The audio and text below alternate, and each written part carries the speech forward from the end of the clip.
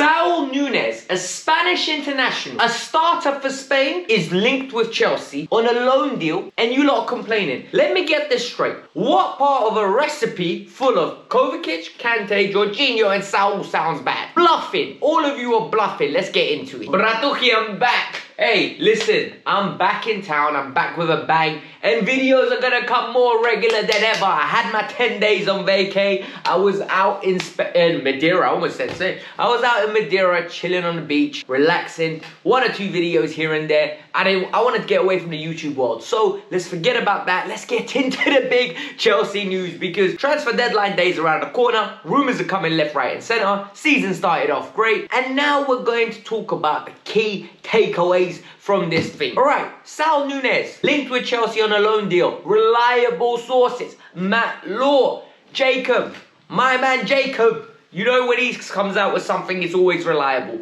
Number 2, Kurt Zouma to West Ham is almost complete. Kurt wants 130k. They think they can get it down a little bit and get him to join. When that happens, Koundé to Chelsea is inevitable. Yes, we'll explain that and explain how the dominoes will have to flicker there. And finally, 2 players that are deserving of contracts. Christensen and Rudiger. It looks like they're going to be rewarded, and we'll touch on my opinion on Romelu Lukaku's first game for Chelsea and how he bullied Arsenal at the end of the video, because I didn't do a match review. Man was on holiday. Come on, obviously, sometimes you don't even have the energy to get up and do this performance. So let's get into this. Let's go. But obviously, every single one of you that's watching right now, I'm truly grateful for. So hit the like button, subscribe to the channel, and keep it stepping with the comments. Let me know, are you one of those people that doesn't want Saul Nunez? Because I don't understand, innit? I don't understand. I need an explanation. I need both sides of the argument.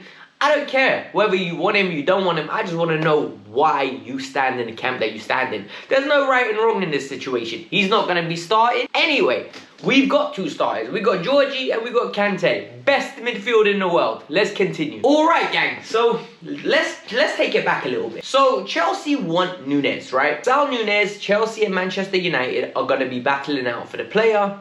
It looks like Chelsea are actively going to pursue and win this race. They've got a great relationship with Atletico Madrid for prior business interactions. Diego Costa, Thibaut Courtois.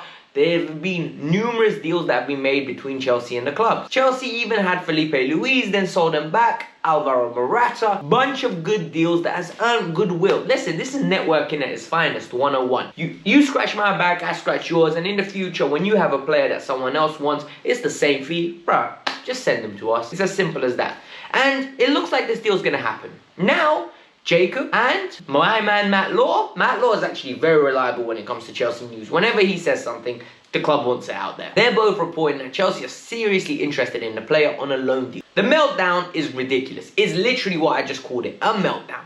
I don't understand. What is wrong with you lot? Why is there a need to have a meltdown? But we want Declan Rice. No, we need Basmati. We need Jasmine in the middle of our midfield. Oh, Nunez's wages are too high. What do you mean Nunez's wages are too high? Like, it doesn't make sense. If you said you don't want him because you don't want another 4th midfielder because you're happy with Ampadu and you're happy with Ruben, then I would say, you know what, fair enough. I kind of understand where you're coming from. I disagree. I really do disagree. But I understand where you're coming. But if you're saying he's just not good enough for Chelsea, I think you're absolutely clueless. And the reason I will tell you why I think you're absolutely clueless is because, number 1, he's a Spanish international. To play for Spain, you have to be of a certain technical level. And the reason I'm mentioning this at this moment in time is because we play against a lot of teams that have a deep block. So our midfield 2 are going to have to shift the ball quickly, be good in tight areas, and more importantly, help chip in with a goal. At this moment in time, we got N'Golo Kante, we've got Kovacic, and we've got Jorginho. For all the beautiful work that those men do, they're not goal scorers. They're not about that life to pot shot and score something from 30 yards out. They're not about that life to thread through a key, decisive pass in the final third under tremendous pressure. So for me, Nunez is a great option to have.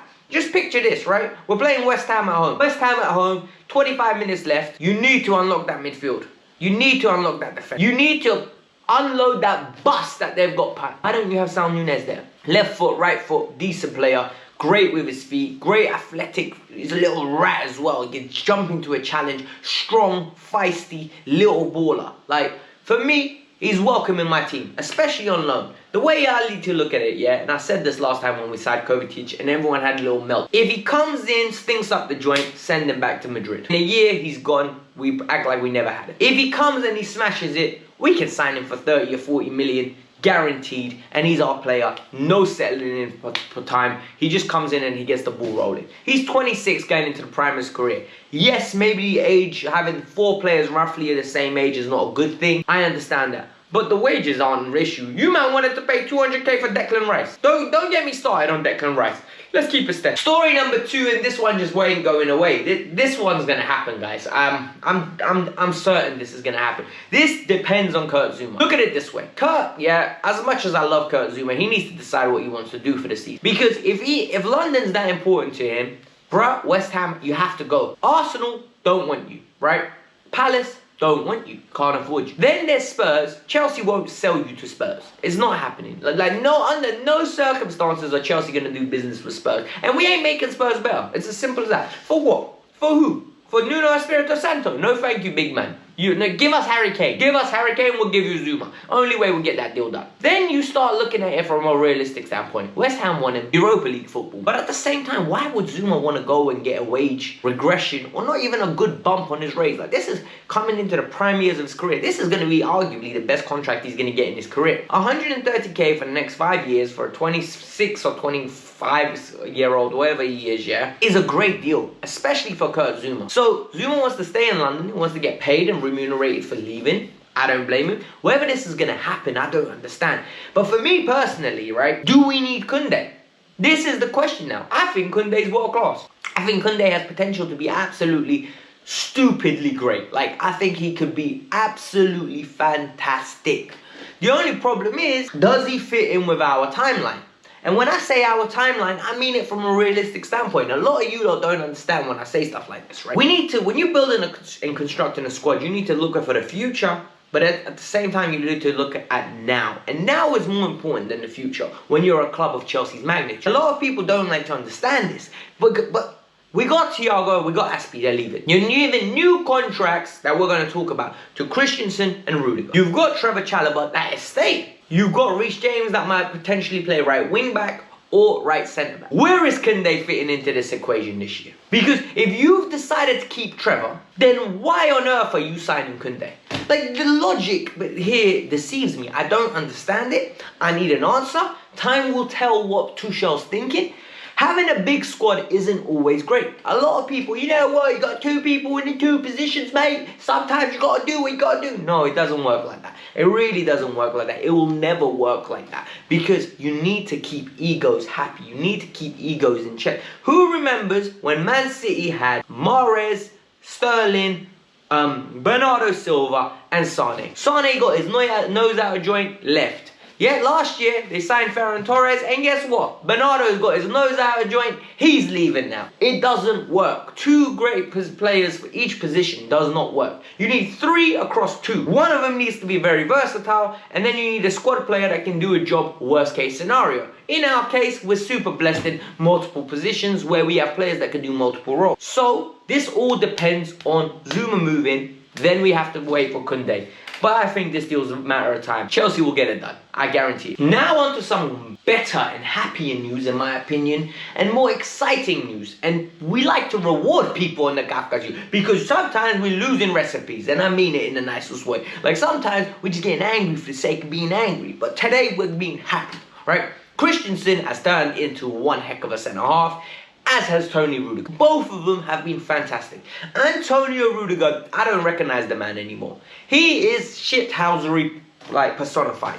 He is an expert at rattling people. I love him. Like, I went from I can't stand Rudiger to one of my favorite Chelsea players. Honestly, Rudiger is someone that has made a complete U-turn. Under Sarri, didn't like him very much. I thought he was a good defender, iffy.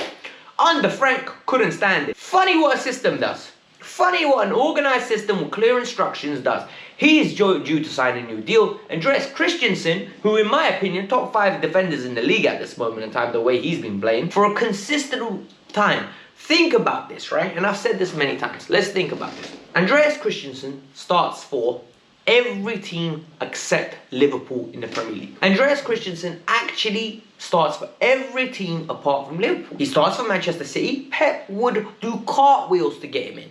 He's better than Maguire. In my opinion, he's a lot better than Maguire on the ball. You put Varane next to him, all of a sudden you got a great partnership. I think Oli would do that. Then you start looking at who? Us. He starts for us all of a sudden. And who else? Everyone below us. Yeah, he definitely starts for that. Arsenal, Spurs, Everton. He starts. He's a good player on the ball. He's really become strong and imposing.